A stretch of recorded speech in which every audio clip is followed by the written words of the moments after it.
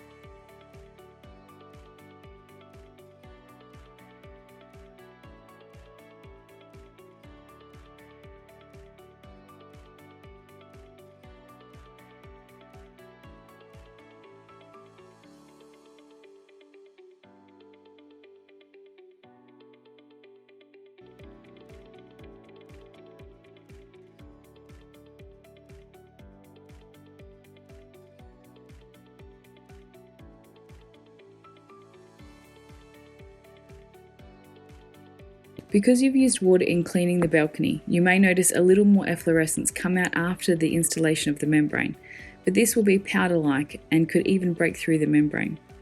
This is fine. Scrape the section of the membrane off, cleaning it without using water. Usually just a dry rag is all you'll need, and seal the membrane back over the top.